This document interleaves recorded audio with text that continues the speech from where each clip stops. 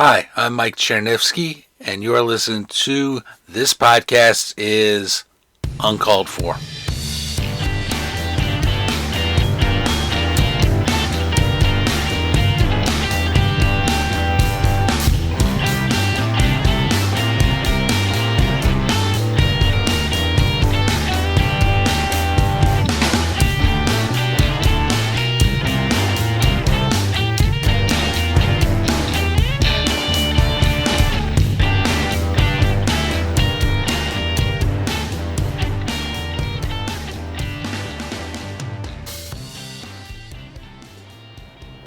Alright, hi everybody, welcome back to the podcast.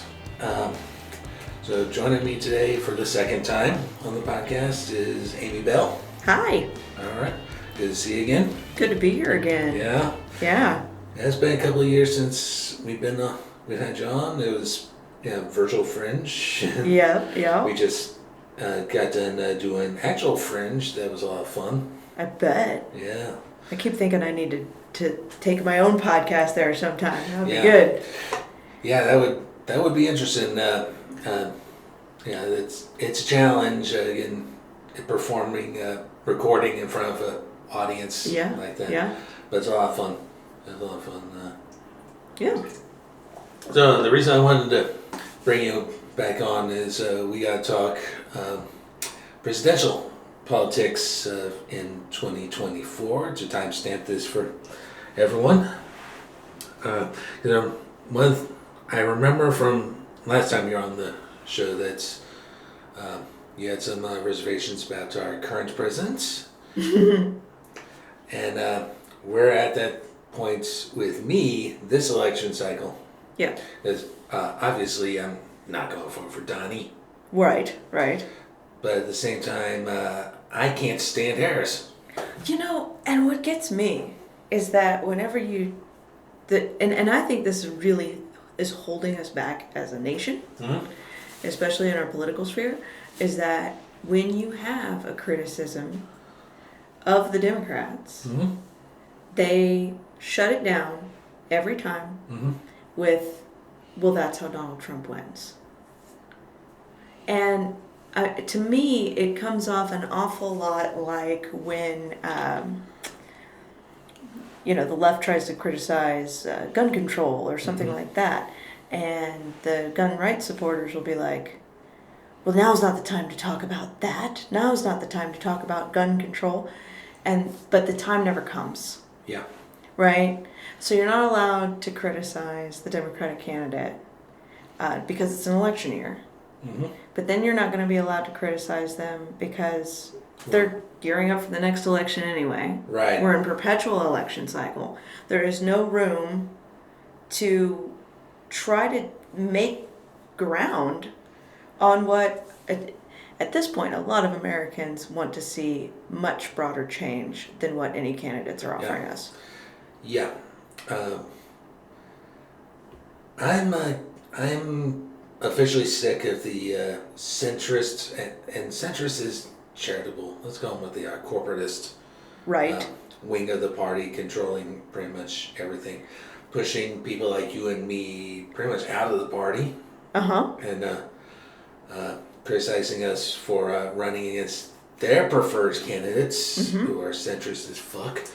And the more people that they knock off to the left, the more they blame the left on all the left that's been knocked off. So rather than looking at, how do they gather the people that they've let drop off because they've moved so far right, they keep trying to court the right further and further. Yeah.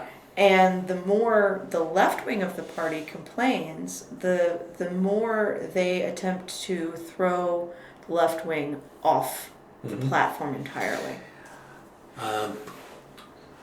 This is an older quote that is coming to mind, but Bill Maher, when he used to be funny. I have memories of that, but it's been so long. Yeah. 2010, I actually attended his concert at Ameristar, and that was pretty damn funny. And that was about the same time he did his religious documentary.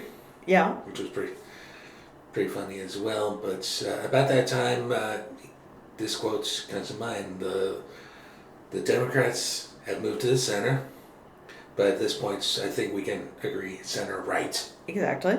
And the Republicans have moved into a mental hospital. Yeah. Well, they've been in the mental hospital for quite some time. Yeah, and this mental hospital is starting to look very fascist. Mm-hmm.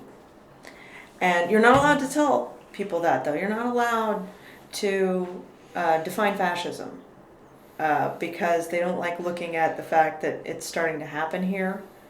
That's also frustrating. They immediately, when you're like, well, this is a fascist policy, they will say, that's hyperbole. You can't say that or not. But, No, the comparisons are there. I've read Hitler. Mm-hmm. And he would run a competitive race in American politics right now.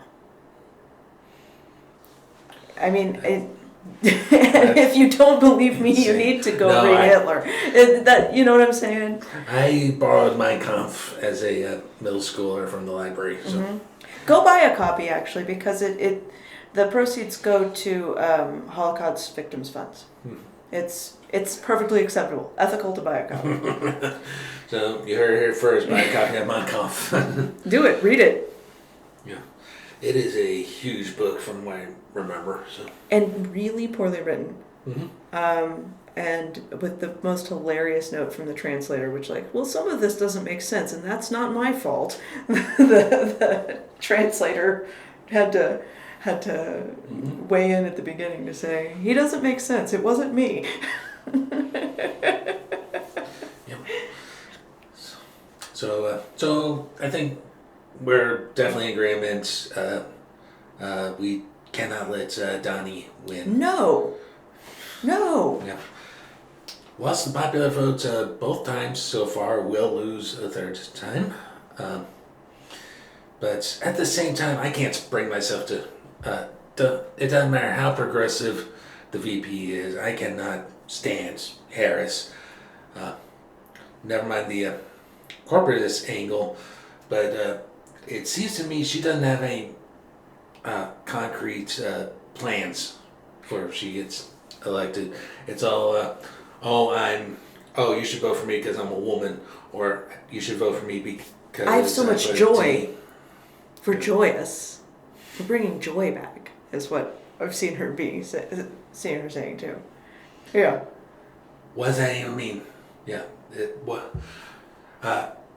To use a local example, and yes, I'm going to criticize the corporate ring of our local party, but it's like local Democrats running on the topic of education. Uh-huh. All right. They keep doing it, and frankly, it hasn't worked. It will never work. And you can tell which candidates just have no idea what the F they're talking about, because it always comes back down to education. I think it doesn't work for a couple of reasons. One, the right have already also campaigned on that issue, and B, they don't practice what they preach. I mean, you probably saw the. For the interest of full disclosure, I'm guessing your kids are in the East Feeder. Yes. Yeah. The donations. Yeah. Mm-hmm. Yeah, they're talking. We're talking about donations going to the individual schools that don't trickle down through the rest of the Shine Mission school districts, and the vast majority of them go into the East Feeder. Right. Which, of course, has the reputation of being the rich kid's school. Right. For good reason. West, by the way, was at the bottom. I went to North. Yeah. I went to North. I know that there's good benefit to my kid being in the East District. Mm-hmm. I know that. I mean, sometimes you got to be a pragmatist there. But I don't think that the quality of your education should be based on your address. Right, and my employment is a kind of affected here as well, because almost all the schools that we do with the chess club in the Cheyenne Mission District are East schools. One right over on the corner there. Mm-hmm. So. Yeah. What was it? I saw in there something like MIT was wanting to develop a test that could identify people that would be top performers and get into good colleges. Mm-hmm. And people are like, well, you can already test that based on their zip code. Yeah. Like, all you got to do is look at their zip code about how they're going to make it, how far they're going to make it. And, there's outliers. And this country just loves outliers. We just love them. Mm-hmm. Every time there's an outlier, we're like, see, this is what our system produces. And the outliers aren't what we should be looking at. Right. It's the average student you should be looking at. And heck, I love a success story. I love an outlier that, makes it against the odds. I root for them too. I celebrate their successes. They shouldn't have had to work that hard. They shouldn't have had to work twice as hard as someone who lived in a different zip code or even had a different skin color, gender, or any of those factors. Right. They shouldn't have to work twice as hard to get to the same place as people that live in these privileged areas. Mm-hmm. But having said that, heck yeah, we looked for a house in one of the privileged areas. You know what I'm saying? Right. Because that's the system we live in right now. Mm-hmm. Yeah. It's unfortunate, but that's the reality. You know, I have a lot of people who are like, are you going to run for office again? Ask me like, we'll run for office again. I said, no, they don't. It's not just that it's a lot of work or something like that. It's that I am literally too far left to be supported. You can't win in a district where you're saying things like, actually, the children in my area should not be privileged over the children in another area. You can't win a race that way. I am wholly and completely unelectable, and it's fine. I am okay just being a voice as best I can. Yeah. Right? Whereas in my case, well, too many goddamn corporatists running and winning in my district. What district were you in? I forget. Senate 21, House 22. Okay. Yeah. Of course, Senate 21, Dinah was a Republican when she first won, and is a perfect example of what we're talking about. She switched parties because the Republicans got too insane for her. And we're celebrating how blue Johnson County has become. And a lot of people have forgotten that a lot of the reason Johnson County has become more blue because people like Dinah Sykes switched parties. Yeah. And that's not really us making progress. That's just a reflection of Bill Maher. How far right the Republicans have gotten. Now. Again, Bill Maher, the Republicans went to the mental hospital. And I will fight to the death anyone who dares tell me Logan Healy is anything not other than corporatist. He is not progressive in the slightest, and that son of a bitch is on the OP City Council still. Mm-hmm. And then, never mind trying to unseat the guy, people will not give you money being as far left as we are. So. Yeah, and not only money, but they will deliberately divert volunteers away from it. It's an act. I even had people spreading rumors that I was anti-choice. Yeah, we talked about that last time. So I mean, it is interesting. I do recommend for those of you who are really, confused about how our government has gotten the way it has gotten, run. Mm-hmm. Run and you'll see. You'll see how it operates in there. Because you don't have to be a special person to run. You don't have to be, anything other than a good citizen that wants to put yourself out there.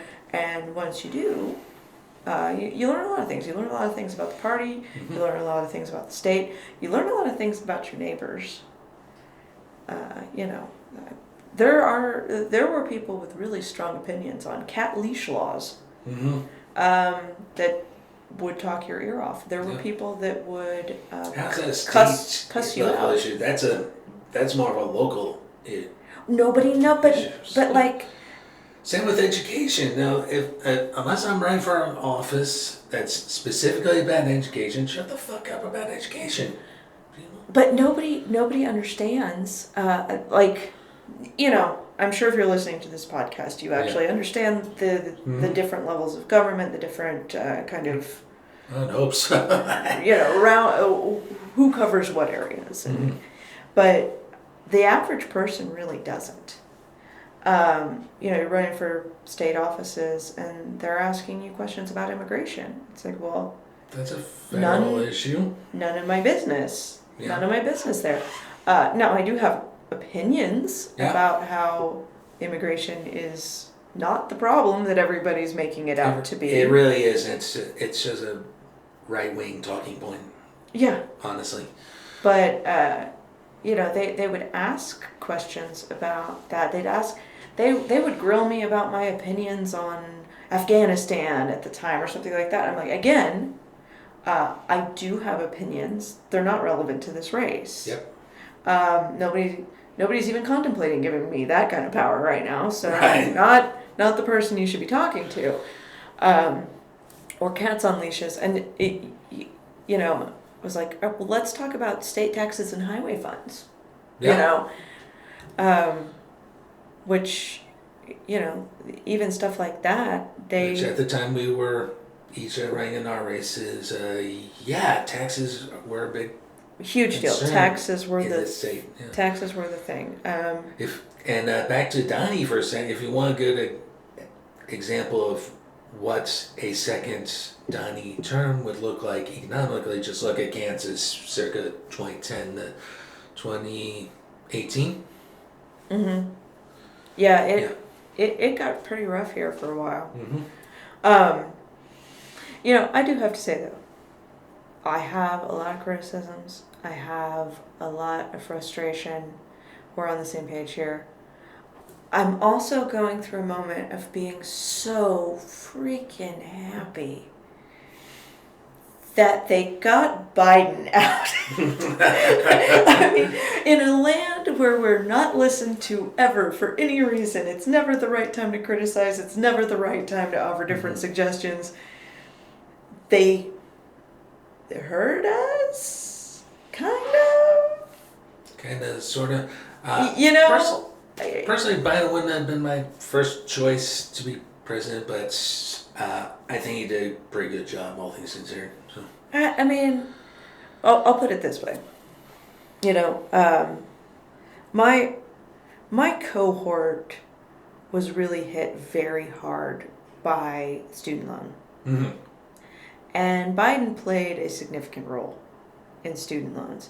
And this isn't just political theory. This is lives put on hold. This is the reason millennials didn't have babies. This is the reason we weren't able to buy homes. It is the reason our generation was wholly stunted. Mm-hmm. And he tried to promise us that he was going to repair that damage, and then he didn't. Yep. It's partially in his defense, a lot of that was Republicans who basically blocking or threatening to sue him for even trying to address that issue. Well, you know. But he was instrumental in getting Democrats on board to pass the legislation in the first place. Right. There's a lot of things that I don't blame the Republicans for the fall of Roe v. Wade. Mm-hmm. I mean, they're responsible for stacking the court. Yeah. But any reading of Supreme Court history, reading of the United States, reading of the Constitution, 9 justices is not a requirement. It was not set in stone throughout history. Right. It is not something that's so traditional that it's never been done before to adjust the members of the court. It has been done before, and the reason it has been done before is because of the court situation that we have right now. Legal experts were touting that, and that the only way that you handle a fully lopsided court like this that was going full activist was court expansion. Didn't even try. Now, I don't necessarily believe that Biden would have succeeded had he tried. But there is a certain amount of, we're never going to get what we want if our leaders aren't trying for the pie in the sky. They need to shoot for the pie in the sky. And then if they fall short, we've got something a little bit better. But instead, they start from this fall short, compromise position, and then let it get worse. I agree. And, he didn't step up. He didn't step up and push for a change in the court. That was his position as a leader to push for that. The president, yes, does not make that decision alone. Not naive there, but that is a leadership role. And the leader should have been pushing for our best interests, and our best interests were not to let that court continue to do what it did. And he just sat there, wrung his hands, watched it happen, and tried to blame somebody other than him, and he's in the driver's seat. You can't sit in the driver's seat for 4 years and blame all the bad stuff that happens on the previous administration, especially when you've made no effort to take the previous administration's power away from them after the fact. So that, Biden, no on that. He failed us there.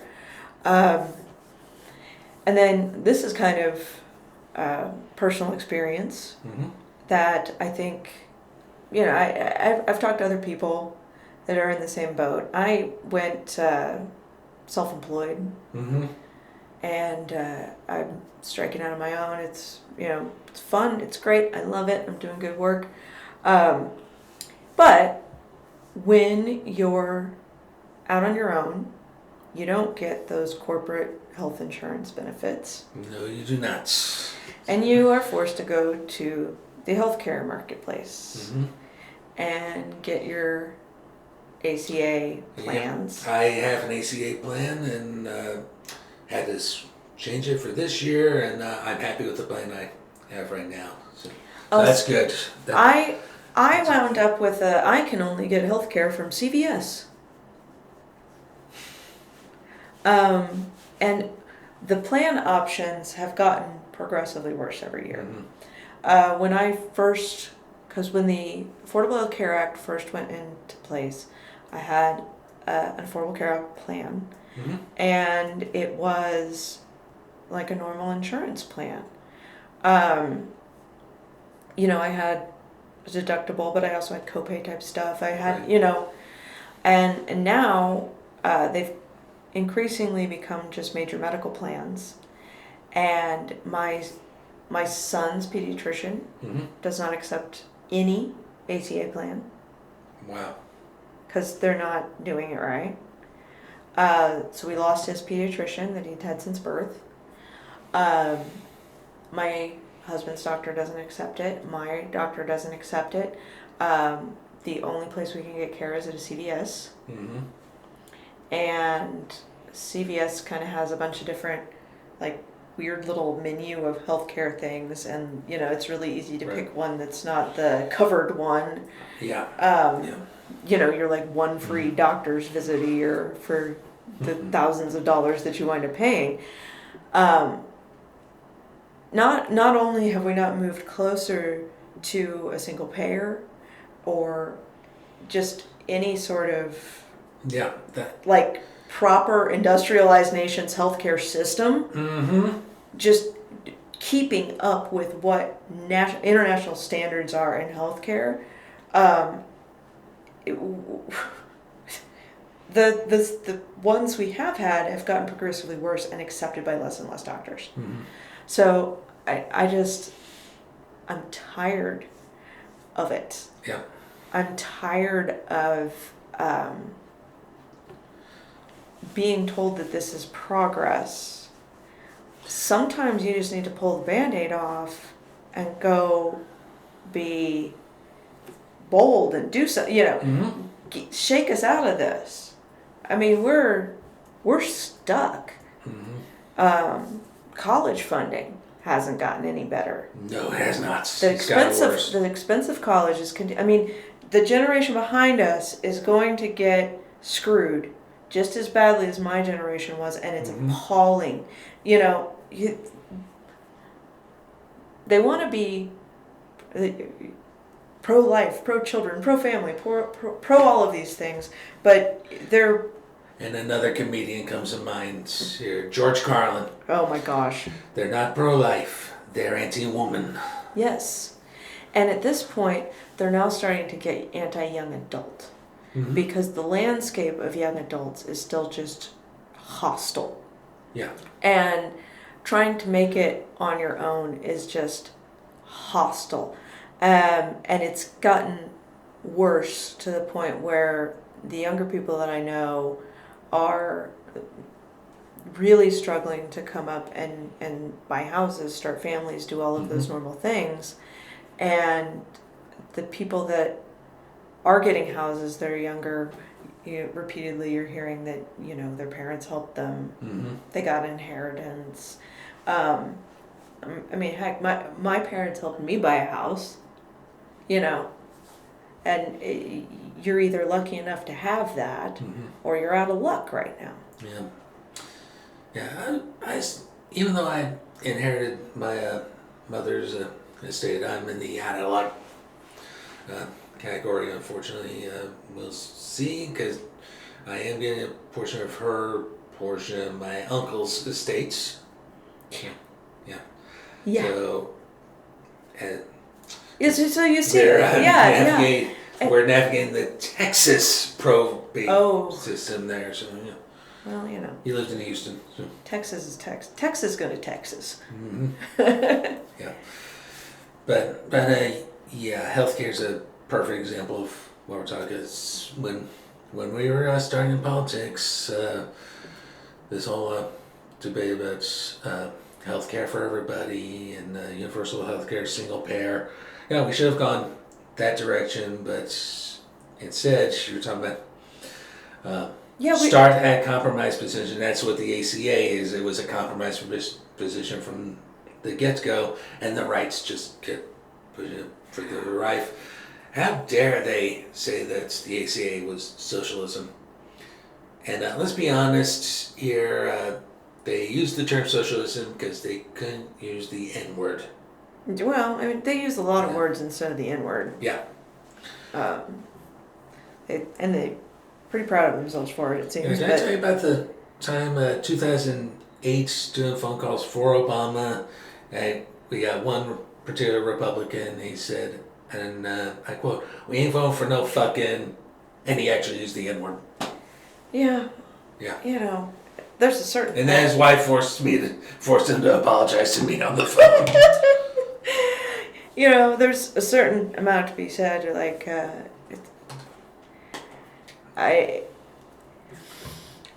the dog whistles are actually making it really hard. Because we all know they're dog whistles. We can all hear the dog whistles. Everybody on both sides can hear the dog whistles. But when you point at it, they all pretend like they didn't hear the dog whistle. And so you can't actually address the problem. So, I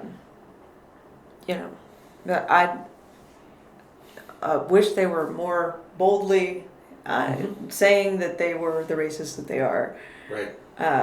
Because it's making it really hard to hold their feet to the fire when they're just slippery.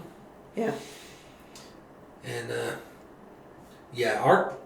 my criticism of Harris is clearly from an ideological perspective. It has nothing to do with race, and it has nothing to do with gender. It is because of that fucking know-nothing corporatism that comes out of her mouth. I have yet to hear a solid plan out of her and all that, and that's why I can't see myself voting for her.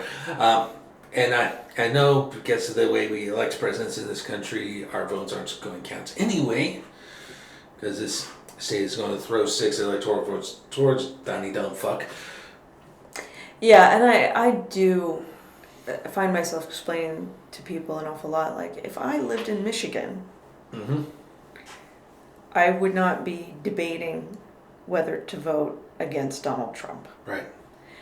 But when you live in a state that is going for Donald Trump no matter what, you do kind of consider whether a vote for, I don't know, like Jill Stein or something is going to be sending a message. And, then they'll say, well, your vote doesn't matter. And I'm like, well, then why are you so gung-ho on me voting for this? But like, it's Schrodinger's vote. It's incredibly important that you vote for Harris, but nobody will pay attention if you vote for Jill Stein. Mm-hmm. Yeah. So, Or honestly, I'm contemplating just writing in Bernie. Yeah. Yeah. Because frankly, these third party candidates don't thrill me either. Kennedy's crazy. I would love to see more than two parties in American politics. Amen. I would love to see coalition governments. Yeah. I would love to see people actually fighting for what they want and having the compromise situation that happens in other countries. Yeah. I actually got to interview Jill Stein twice. Okay. Once when it was off presidential campaign, and once during her campaign when I was over at KKFI. And she's delightful. Mm-hmm. I like her a lot. And I have gotten to spend a whole day with her. It was fantastic. She's very smart. Mm-hmm. But it is a futile race, right? It is futile. But they're proposing things like the Green New Deal and stuff like that. I like to see those big radical policies, like throw them out there. Yes. Like, wouldn't it be nice if we had all of these things? And like, well, it would be hard to get this because of this. So like, okay, we'll cut a little bit of that off, and then come to your, grand compromise. But we're just backsliding. Yeah. We're just backsliding.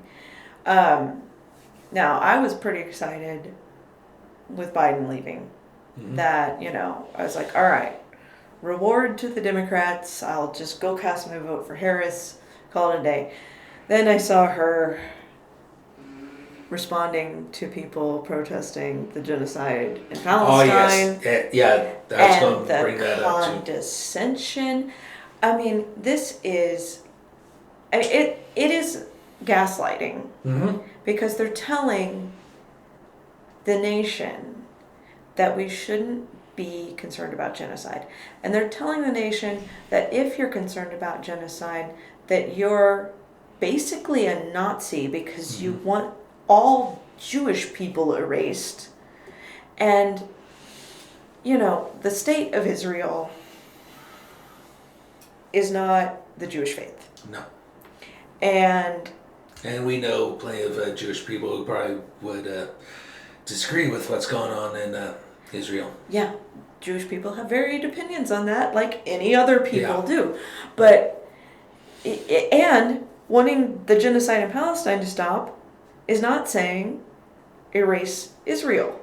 Absolutely. There are several layers of, stop the genocide, and what I never hear said, and this bothers me so much, what we need to be talking about as a nation is how we atone for our role in the Israeli-Palestinian conflict to begin with. Right. How we atone for the fact that we as a nation let Jewish people that we knew were going to almost certain death in Germany, we kept them from coming to this country. And when the war ended, we didn't let them come to this country either. And you basically forced the hand of the creation of Israel. Mm-hmm. Now, there were plenty of people who wanted the creation of Israel. It is a whole convoluted mess. I know, I'm not trying to get all the way into it. We are going to talk about it a little bit. But our responsibility there, our responsibility as a nation, we owe not only the Jewish people an apology for not being a better ally to the Jewish people. We also owe an apology to the Palestinian people for inexplicably pretending that they were vacant land. That there are two victims there, and I don't think the bad guy is necessarily in the Middle East on the situation there. No. And it would be nice to not be condescended to by the candidate. Amen. When you bring up very valid concerns about human life and the value of human life and how to protect human life. Yeah. So the last of our our live fringe shows was with a Palestinian woman, and she had told about how the genocide was affecting her family. I do suggest you give that a listen when it comes out. Absolutely. I'll share the link with you when Absolutely. it does come out. But that got me a little upset for a few reasons. One, because genocide is just wrong. Two, that psychopath has no business being in leadership. And there are better solutions than trying to kill people. But civilians.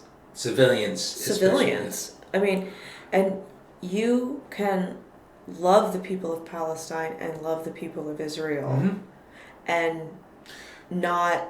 But let's be honest about American support for exclusively Israel, especially on the right. We know why they do that. It's because they literally take the Bible seriously. They want the world to end. And I believe the Jewish people destroyed. That too. Yeah, that this is not a love for the people. No. They want biblical prophecy to happen. Yes, and it's not kind. It's not from a place of love. I just it boggles the mind because they have convinced us that genocide is an act of love. It's not. And it's not. And you don't have to hate to be opposed to genocide. Also, and this is the problem with taking something like the Bible literally. That book was written in response to what was going on with the Roman Empire at the time.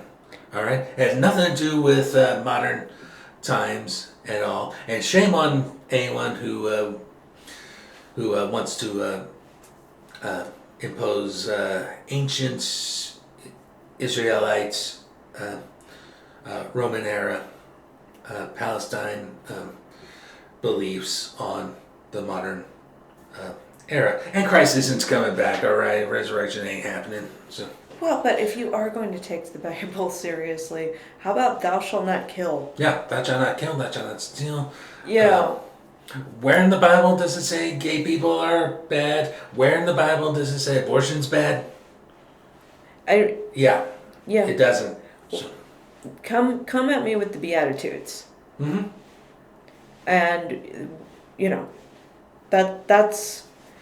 that's the religion that should be preached. Yeah. I think Jesus himself had it right. Love thy neighbor, and it's easier for a camel to pass through the eye of the needle than for a rich man to enter the kingdom of heaven. And go have dinner with sex workers. Yeah. Treat people with kindness. Doesn't matter who they are, where they're at. It's not your business to judge them on earth. It's not. That's all in the Bible. Yeah. But we get wanting to bring about Armageddon. End times. Yeah. And it's not love. No. It's not. Genocide is not love. Anti-genocide is not hate. It is actually that simple. Yeah. Now, just be a decent human being, I think that's the basis of what Jesus was trying to teach. Just be a decent human being, You don't have to be religious to be a decent human being. No. You know? But also, this goes back again to just because it's very simple that being anti-genocide is not hate and being pro-genocide is not love. Those are very simple concepts. Yeah. That doesn't mean that untangling all the hurt and energy and injury and anger in that region is easy. Yeah. But where are the leaders that are keeping sanity into the conversation by saying, no, genocide is bad. No, we don't hate Israel. No, we don't hate Palestine. Let's all work together to untangle this. Is Hamas powerful enough to end Israel? No. No. They're just not. Is an escalation of this conflict something that could wind up harming Israel deeply? Yes. Yes. Sanity is not winning out here. Iran is getting pretty agitated. Iranians are not insane to support and want to protect the Palestinian people. That's not an insane stance. But as this keeps snowballing, we all wind up insane. Iran is an Islamic version of what the right wants to do to America. A theocracy. Yeah. And that was always my biggest complaint about Herr Brownback was that he's a fucking theocrat. Yes. Yes. So I am tired of being. We are not a theocracy, people. I'm tired of being told that I'm insane. Yeah. Because I'm not, and Yeah. not in politics, right? Right. We've all got our issues, maybe, but to be opposed to genocide is not an insane stance. Exactly. And you can understand, nobody's saying that opposing genocide means we're going to get Israel and Palestine to love each other tomorrow. We know that's not how tension works. It's not how conflict works. But we should be consistently standing for, not killing. Yeah.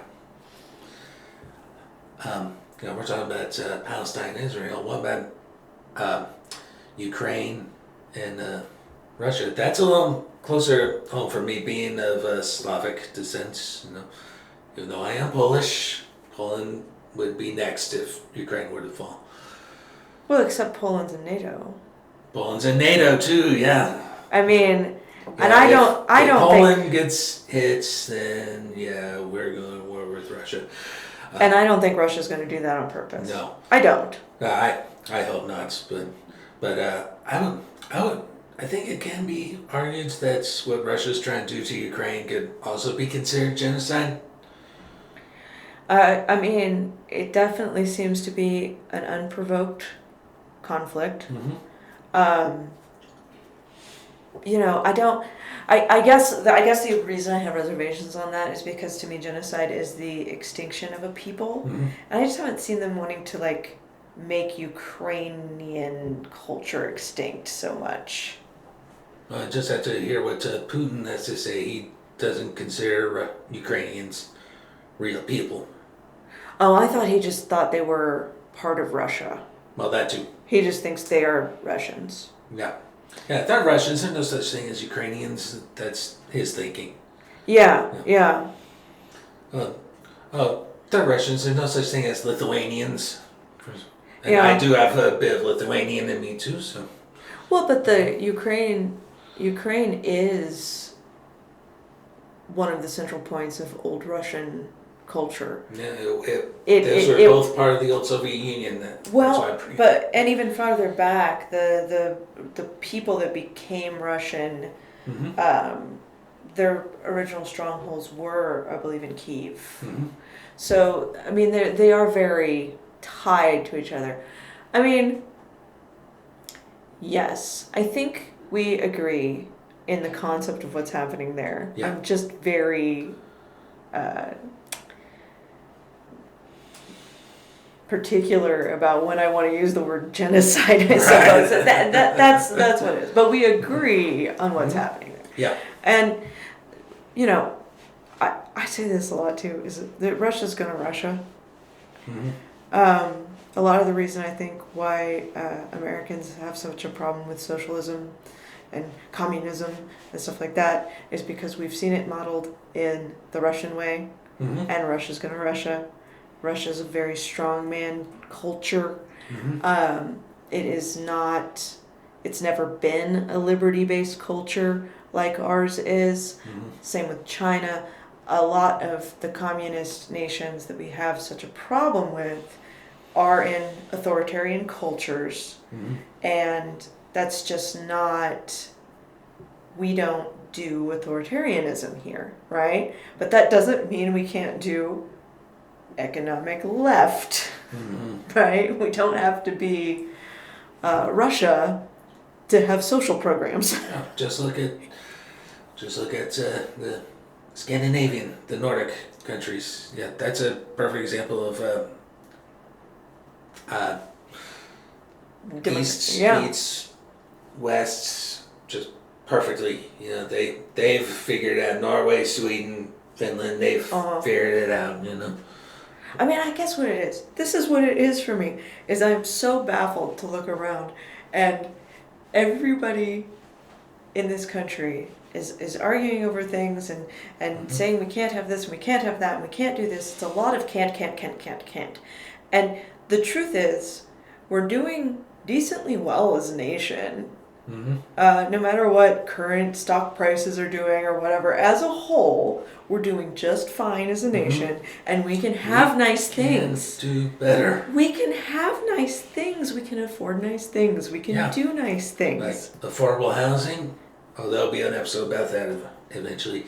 And we broached this the last time. Just in our metro area, let's get some decent public transit. We're slowly getting there. We ain't there yet. After 30 years at least of one person that was completely marginalized and called crazy, advocating for light rail. Yeah. Oh, look, everybody loves it. Yeah, everyone loves it so much that not to mention not one, but 2 extensions. They're going to be completed in the next couple of years. They got 2 more in some phase of planning. There's already talk about, let's get some form of rail to the airport. There's talk of that bi-state sustainability. Yeah, good luck with that. Yeah, good luck with that. That better be rail if it's going to be truly sustainable, you know? Yeah. Yeah. But, and Kansas City had light rail. Yeah. Decades before. We had inter-urban rail, which I've heard talk about that too. We had a massive streetcar, much more massive than what we have right now. And that one went away in the 50s because cars, you know. And I would love to see, just in our little corner of the metro, I'd love to see trains and streetcars come our way. I want to see, national railways, interstate railways, passenger lines. My grandpa much grandpa was than Amtrak. No disrespect to Amtrak, but they got to do a better job. Well, and those trains are so old. My grandpa was a train engineer, and when he was early in his career, he drove the passenger train from Kansas City to Salina, and then it just turned into the freight train from Kansas City to Salina, and they just didn't take those passenger routes anymore. But imagine Salina to Kansas City. That's a pretty simple little route, but it was kind of like it stops in Abilene, Manhattan, Topeka, Lawrence. But, good enough route that it's not a trip, but a commute. Yeah. That could be a commute. That distance could be a commute. And in other countries, that distance is completely commutable. We can have nice things. Other countries have nice things.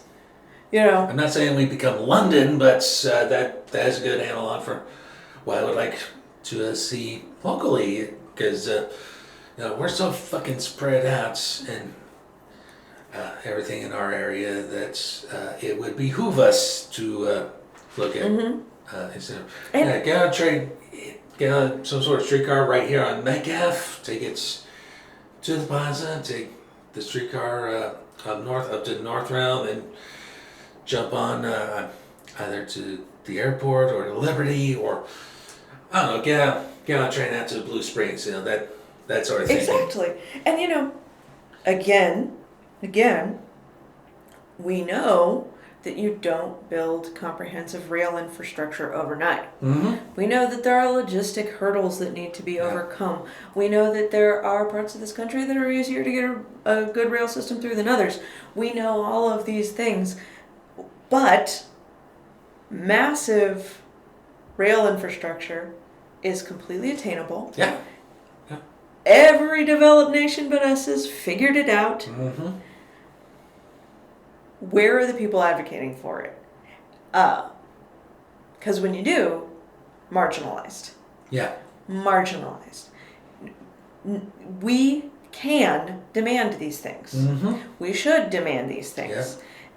We can compromise from our demand position once we get into the nitty-gritty of things, but to shut people down that say, no, I demand we get railroad infrastructure. Yeah. What is the point of shutting that down? Well, we're not going to get rail infrastructure if there's not people pushing for rail infrastructure. We need the little Clay Chastain nationally.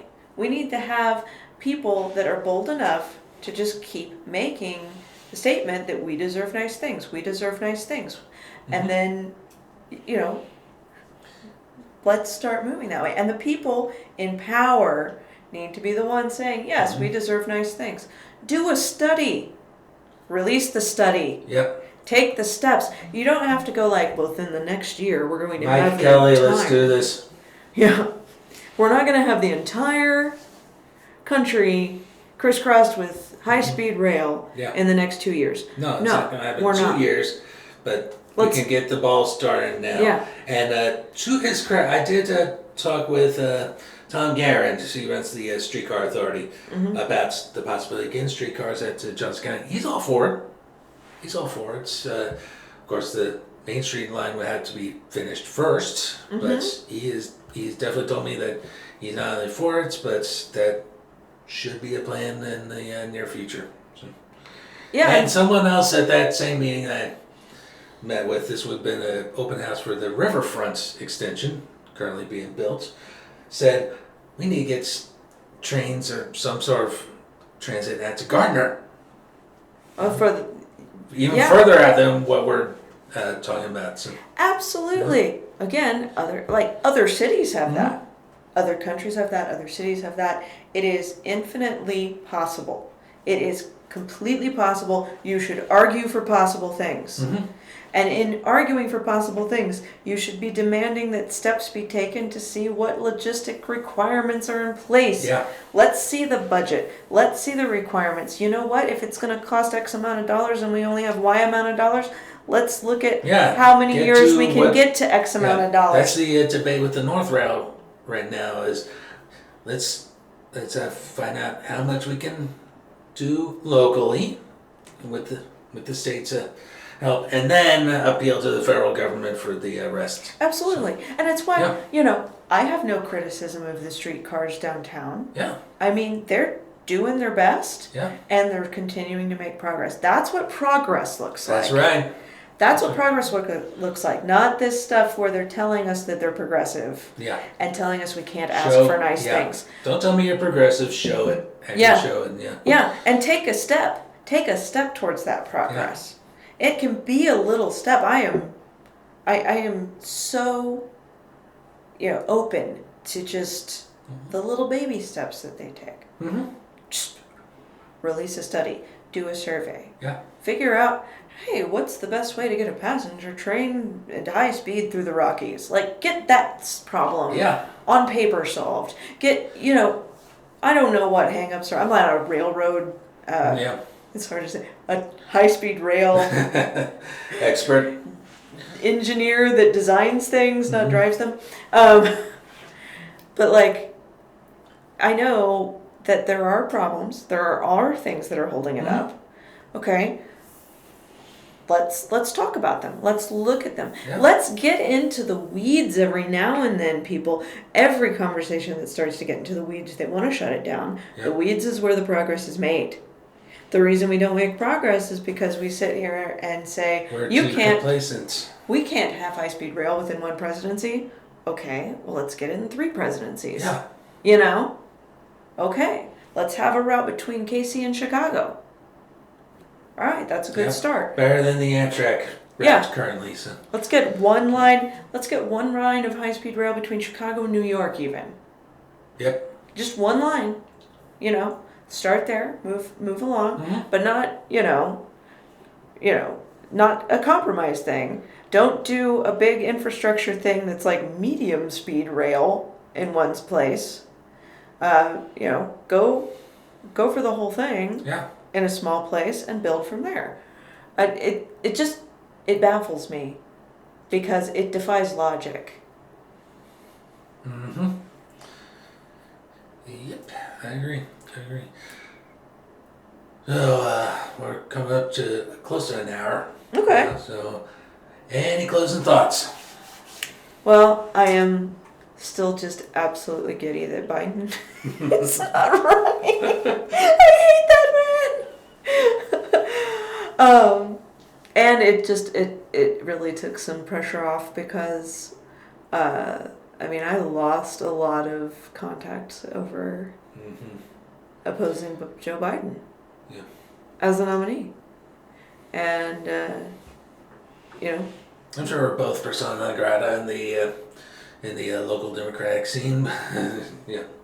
And, but the people who are on the outskirts tend to kind of come in and, look, I'm not going to be the next leader of the Democratic Party. You're not going to be the next leader of the Democratic Party.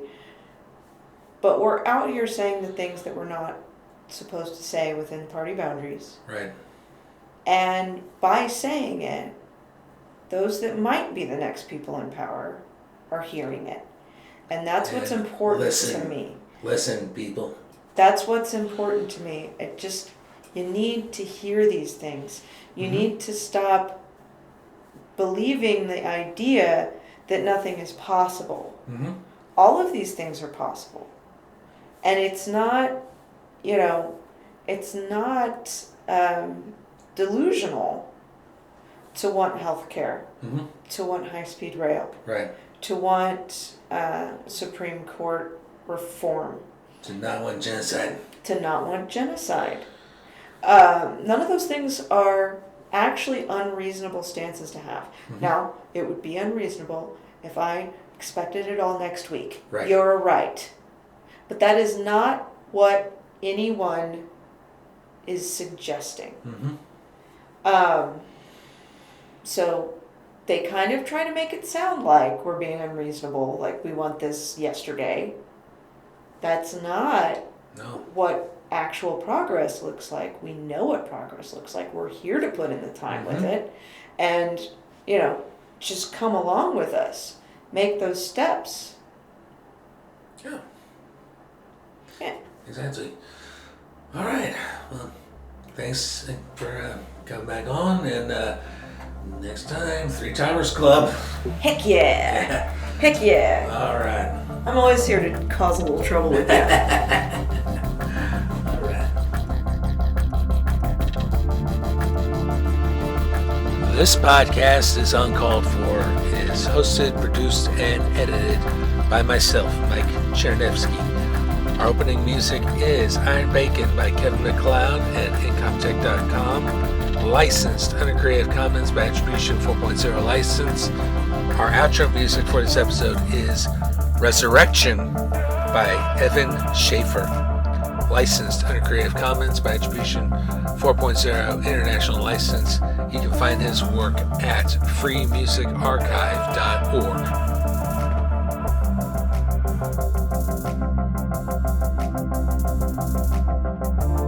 If you are in the United States or Canada, you can call us at 816-832-5160. Leave your message or question for us, and if we like it, we will play it on the podcast. Please support the podcast and purchase our exclusive Uncalled For merchandise.